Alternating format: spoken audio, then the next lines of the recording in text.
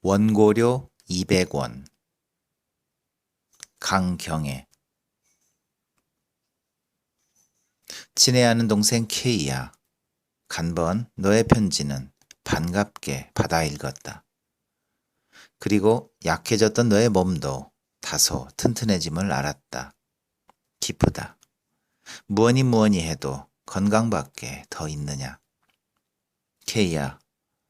졸업기를 앞둔 너는 기쁨보다도 괴로움이 앞서고 희망보다는 낭망을 하게 된다고? 오냐, 내 환경이 그러하니만큼 응당 그러하리라. 그러나 너는 그 괴로움과 낭만 가운데서 당연히 깨달음이 있어야 한다. 그래서 기쁘고 희망에 불타는 새로운 길을 발견해야 한다.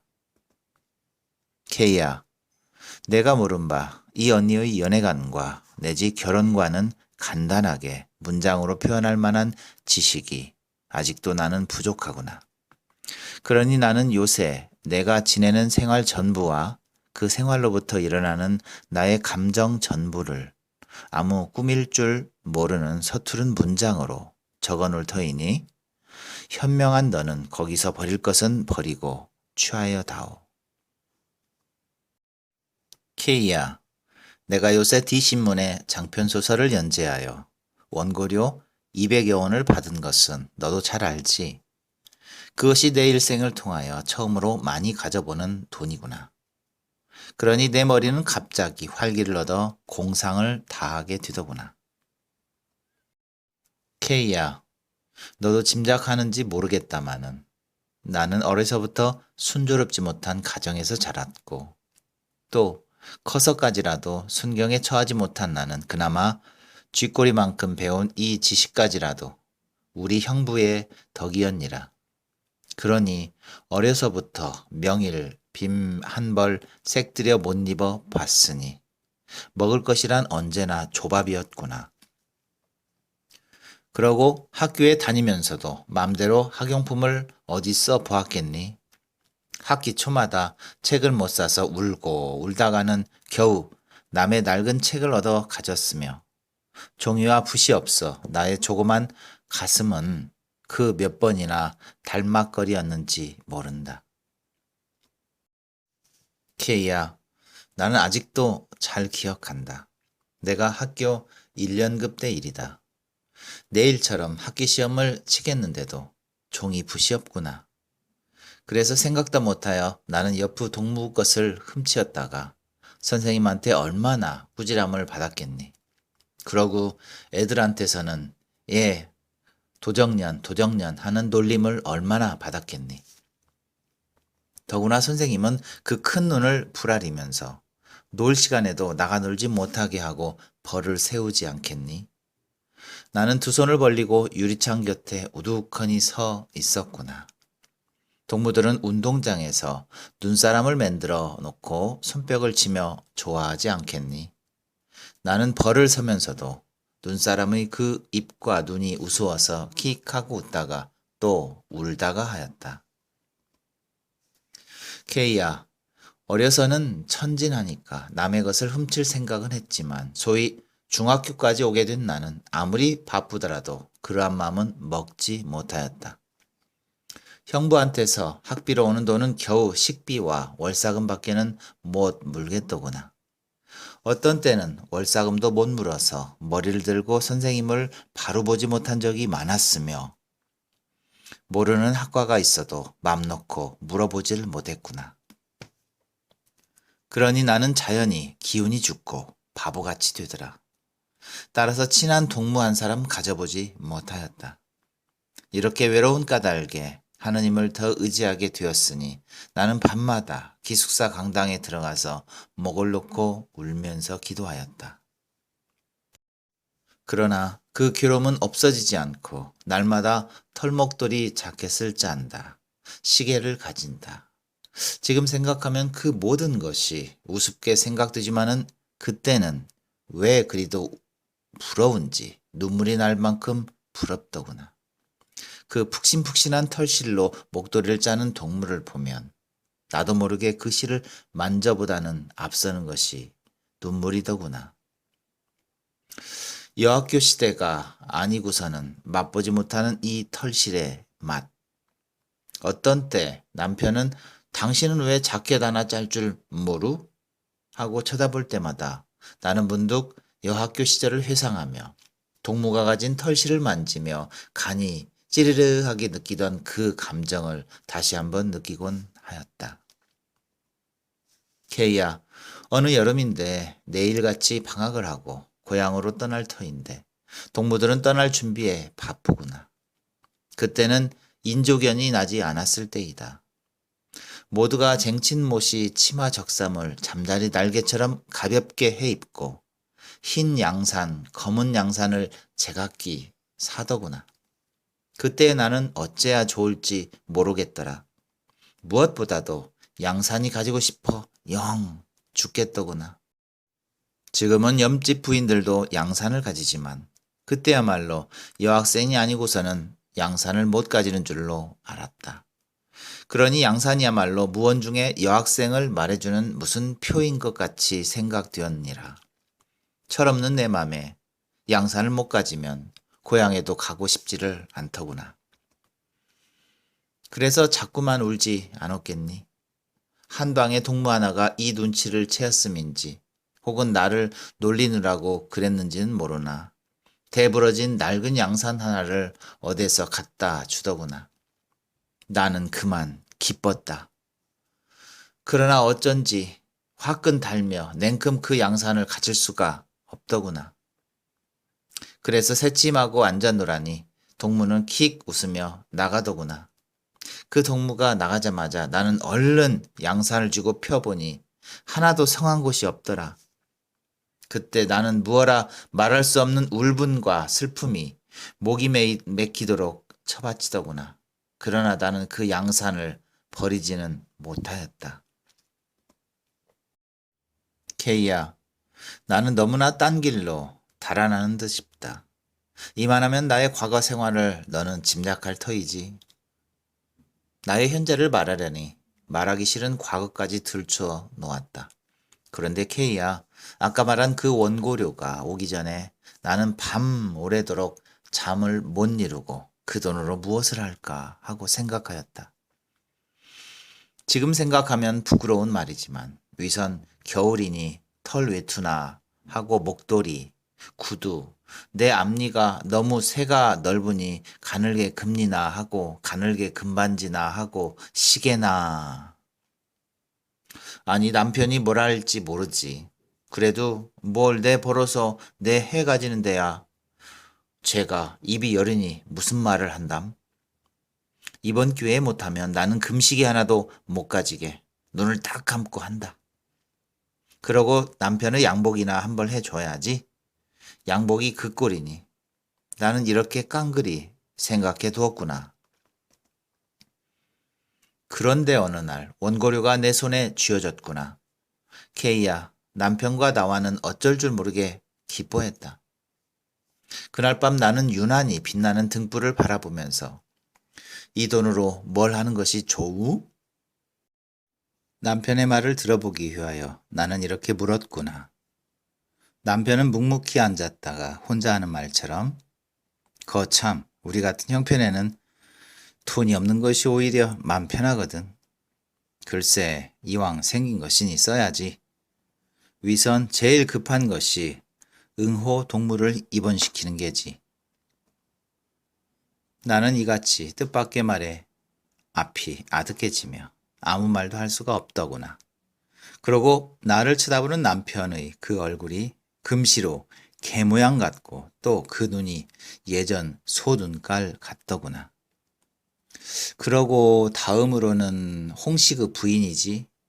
이 겨울 동안은 우리가 돌봐야지 어쩌겠수. 나는 더 이상 남편의 말을 듣고 싶지 않더라. 그래서 머리를 돌려 저편 벽을 물끄러미 바라보았구나. 물론 남편의 동지인 응호라든가 혹은 같은 친구인 홍식의 부인이라든지 나 역시 불쌍하게 생각하지 않는 배는 아니요. 그래서 이 돈이 오기 전까지는 우리의 힘 미치는 데까지는 도와주고 싶은 마음까지 가졌지만 그러나 막상 내 손에 200여 원이라는 돈을 쥐고 나니 그때의 그 생각은 흔적도 없이 사라지더구나. 어쩔 수 없는 나의 감정이더라. 남편은 대답이 없는 나를 한참이나 바라보다가 약간 거세인 음성으로 그래, 당신은 그 돈을 어떻게 썼으면 좋을 듯 싶소? 그 무릎에 나는 혀를 깨물고 참았던 눈물이 샘솟듯 쏟아지더구나. 그 순간에 남편이야말로 돌이나 깎아놓은 듯 그렇게도 답답하고 안타깝게 내 눈에 비추어지더구나. 무엇보다도 제가 결혼 당시에 있어서도 남들이 다 하는 결혼 반지 하나 못 해주었고 구두 한 켤레 못 사주지 않았겠니? 물론 그것이야 제가 돈이 없어서 그리한 것이니 내가 그만한 것은 이해 못하는 것은 아니다. 그러나 돈이 생긴 오늘에 그것도 남편이 번 것도 아니요 내 손으로 번 돈을 가지고 평생은 원이던 반지나 혹은 구두나를 선선히 해 신으라는 것이 떳떳한 일이 아니겠니? 그런데 이 등신 같은 사내는 그런 것은 염두에도 먹지 않던 모양이더라. 나는 이것이 무엇보다도 원망스러웠다. 그러고 지금 신는 구두도 몇 해 전에 내가 중이염으로 서울 갔을 때 남편의 친구인 김경호가 그의 아내가 신다가 벗어놓은 구두를 자꾸만 신으라고 하더구나. 내 신발이 오죽잖아야 그리 했겠니. 그때 나의 불행함이란 그때 나의 불쾌함이란 말할 수 없었다. 사람의 마음은 일반이지 낸들 왜 남이 신다 벗어놓은 것을 신고 싶겠니. 그러나 내 신발을 굽어볼 때는 차마 딱 잘라 거절할 수는 없더구나. 그래서 그 구두를 둘러보니 구멍난 곳은 없더라. 그래서 약간 신고 싶은 마음이 있지만 남편이 알면 뭐라고 할지 몰라. 그 다음으로 남편에게 편지를 했구나. 며칠 후에 남편에게서는 승낙의 편지가 왔겠지. 그래서 나는 그 구두를 신게 되지 않았겠니? 그러나 항상 그 구두를 볼 때마다 나는 불쾌한 마음이 사라지지 않더구나. 그런데 오늘 밤 새삼스레 그 구두를 빌어 신던 그때의 감정이 목구멍까지 치받치며 참을 수 없이 울음이 응응 터지는구나. 나는 마침내 어린애같이 입을 벌리고 울지 않았겠니? 남편은 벌떡 일어나며 윙 소리가 나도록 나의 뺨을 후려치누나. 가뜩이나 울분에 못 이겨 울던 나는 악이 있는 대로 쓸어나더구나. 왜 때려? 날 왜 때려? 나는 달려들지 않았겠니? 남편은 호랑이 눈 같은 눈을 번쩍이며 재차 달려들더니 나의 머리끄댕이를 치는 바람에 등불까지 웽그렁 쨍 하고 깨지더구나. 따라서 온 방 안에 석윤내가 확 풍기누나. 죽여라! 죽여라! 나는 목이 메어 소리쳤다. 이제야말로 이 사나이와는 마지막이다 싶더라. 남편은 시큰벌떡이며 너 따위는 100번 죽여 싸다. 내 맘을 모르는 줄 아니? 돈푼이나 생기니까 남편을 남편같이 안 알고 에이 치사한 년 가라. 그 돈 가지고 내일 네 집으로 가. 너 같은 치사한 년과는 내 못 살아. 윗여우 같은 년. 너도 요새 소위 모던거리라는 두리회 농년이 되고 싶은 게구나. 아, 인류 문인으로서 그리해야 하는 게지. 허허, 난 그런 인류 문인의 사내 될 자격은 못 가졌다. 머리를 지지고 볶고 상판에 밀가루칠을 하고 금시계에 금방석 반지에 털외투를 입고 입으로만 무산자여 하고 부르짖는 그런 문인이 되고 싶단 말이지. 당장 나가라! 내 손을 잡아 끌어내누나. 나는 문 밖으로 쫓겨났구나. 케이야, 북극의 바람이 얼마나 찬 것은 말할 수 없다. 내가 여기 온 지 사계성상을 맞이했건만 그날 밤 같은 그러한 매서운 바람은 맛보지 못하였다. 웬 세상이 얼음덩이로 된 듯하더구나. 쳐다보기만 해도 눈등이 차오르는 달은 중천에 뚜렷한데 매서운 바람결에 가로눈이 싱싱 날리누나. 마치 예리한 칼끝으로 내 피부를 자르는 듯 내 몸에 부딪히는 눈발이 그렇게 따갑구나. 나는 팔짱을 찌르고 우두커니 눈 위에 서 있었다. 그때 나의 머리만 너무나 많은 생각으로 터질 듯 하더구나. 어떻게 하나? 나는 이 여러 가지 생각 중에서 어떤 결정적 태도를 취하려고 이렇게 중얼거리며 머릿속에 돌아가는 생각을 한 가지씩 붙잡아내었다. 제일 먼저 내달아오는 것이 저 사나이와는 이젠 못 사는 게다. 금을 줘도 못 사는 게다. 그러면 나는 어떻거나 고향으로 가나? 고향. 저년 또 다 살았나? 글쎄 그렇게 며칠 살겠지. 저런 환양년. 하고 비웃는 고향 사람들의 얼굴과 어머니의 안타까워하는 모양. 나는 흠칫하였다. 그러면 서울로 가서 어느 신문사나 잡지사에 취직을 해? 종래의 여기자들이 연문만 퍼진 것을 보아 나 역시 별다른 인간이 어떻거나. 동경으로 가서 공부나 좀 해봐? 학비는 무엇이 되고 내 처지로서는 공부가 아니라 타락 공부가 될 것 같다. 나는 이러한 결론을 얻을 때 어쩐지 이 세상에서 버림을 받은 듯 나는 여기를 가나 저기를 가나 누가 반가이 맞아줄 사람이라고는 없는 듯 하구나. 그나마 호랑이같이 시근거리며 저 방 안에 앉아 있을 저 사나이가 아니면 이 손을 잡아줄 사람이 없는 듯 하구나. 케이야, 이것이 애정일까? 무엇일까? 나는 그때 또다시 더운 눈물을 푹푹 쏟았다. 동시에 그 호랑이 같은 사나이가 넙적넙적 짓거리던 말을 문득 생각하였다. 그리고 홍식의 부인이며 그 어린 것이 헐벗은 모양 또는 뼈만 남은 응호 얼굴이 무시무시하리만큼 떠오르느나 남편을 감옥에 보내고 떠는 그들 보자. 감옥에서 심장병을 얻어가지고 나와서 신음하는 응호. 내 손에 쥐어진 200여 원. 이것이면 그들을 구할 수가 있는 것이다. 나는 아직까지 몸이 성하다. 그리고 헐벗지는 않았다. 이 위에 무엇을 더 바라는 것이 허영 그것이 아니냐. 나는 갑자기 이때까지 어떠한 위대한 꿈을 꾸고 있었다는 것을 확실히 알았다. 케이야, 나와 같은 처지에서 금시계, 금반지, 털 외투가 무슨 소용이 있는 게냐.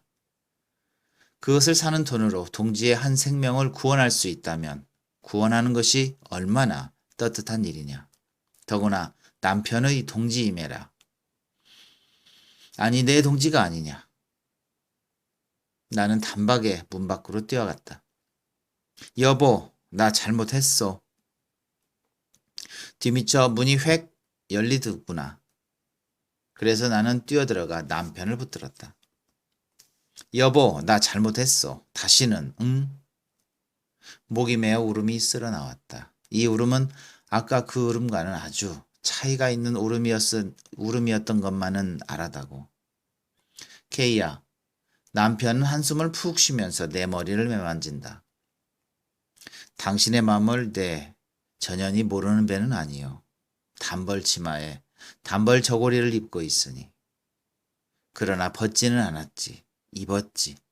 무슨 걱정이 있어. 그러나 응호 동무라든가 홍식의 부인을 보구려. 그래, 우리 손에 돈이 있으면서 동지는 알아 죽거나 굶어 죽거나 내버려 둬야 옳단 말이오. 그러기에 환경이 같아야 하는 게야. 환경이. 나부터라도 그 돈이 생기기 전과는 확실히 다르니까. 남편은 입맛을 다시며 잠잠하다. 그도 나 없는 동안에 이리저리 생각해 본 후의 말이며 그가 그렇게 분풀이를 한 것도 내게 함보다는 자기 자신에서 일어나는 모든 불쾌한 생각을 제어하고자 함이었던 것을 나는 알 수가 있었다. 나는 도리어 대담해지며 가슴에서 뜨거운 불길이 확 일어나더구나. 여보, 가펄한 것으로 우리 옷이나 한 벌씩 하고 쌀이나 한 말, 나무나 한 발이 사고는 그들에게 놓아줍시다. 우리는 앞으로 또 벌지 않겠소. 남편은 와락 나를 끌어안으며 잘 생각했소. K야, 내가 지루할 줄도 모르고 내 말만 길게 늘어놓았구나. 너는 지금 졸업기를 앞두고 별의별 공상을 다할 줄 안다. 물론 그 공상도 한때는 없지 못할 것이니 나는 결코 너의 공상을 나무라려고 드는 것이 아니다. 그러나 그 공상에서 한보 뛰어나와서 현실에 착안하여라. 지금 삼남의 이재민은 어떠하여? 그리운 고향을 등지고 쓸쓸한 이 만주를 향하여 몇 많은 군중이 달려오고 있지 않느냐. 만주에 와야 누가 그들에게 옷을 주고 밥을 주더냐. 그러나 행여 고향보다는 날까 하고 와서는 처자는 요릿간에 혹은 부어우 첩으로 빼앗기우고 울고불고하며 이 넓은 벌을 헤매이지 않느냐. 하필 삼남의 이재민뿐이냐. 요전에 울릉도에서도 수많은 군중이 남부여대하여 원산에 상륙하지 않았더냐. 하여간 전 조선의 비난한 군중은, 아니 전 세계의 무한 대중은 방금 기아선상에서 헤매이고 있는 것을 너는 아느냐 모르느냐. K야, 이 간도는 토벌단이 들어 밀려서 지금 한창 총소리와 칼소리에 전 대중이 공포에 떨고 있는 중이다. 그러니 농민들은 들에서 농사를 짓지 못하였으며 또 산에서 나무를 베이지 못하고 혹시 목숨이나 구해볼까 하여 비교적 안전지대인 용정시와 국자와 같은 도시로 몰려드나. 장차 그들은 무엇을 먹고 살겠느냐. 이곳에서는 개 목숨보다도 사람 목숨이 헐하구나. K야, 너는 지금 상급학교에 가게 되지 못한다고 혹은 스위트홈을 이루게 되지 못한다고 비관하느냐. 그러한 너의 비관이야말로 얼마나 값없는 비관인가를 눈 감고 가만히 생각해 보아라. 내가 만일 어떠한 기회로 잠시 동안 너의 이상하는 바가 실현될지 모르나. 그러나 그것은 잠깐 동안이고 너는 또다시 대중과 같은 그러한 처지에 서게 될 터이니 너는 그때에는 그만 자살하려드냐. K야, 너는 책상 위에서 배운 그 지식은 그것만으로도 훌륭하다. 이제야말로 실천으로 말미암아 참된 지식을 얻어야 할 때이다. 그리하여 너는 오직 너의 사회적 가치를 향상시킴에 힘써야 한다. 이 사회적 가치를 떠난 그야말로 교환 가치를 향상시킴에만 몰두한다면 낙오자요 실패자이다. 이것은 결코 너를 상품시 혹은 물건시 하는 데서 하는 말이 아니요. 사람이란 인격상 취하는 방면도 이러한 두 방면이 있다는 것을 내게 알려주고자 합니다.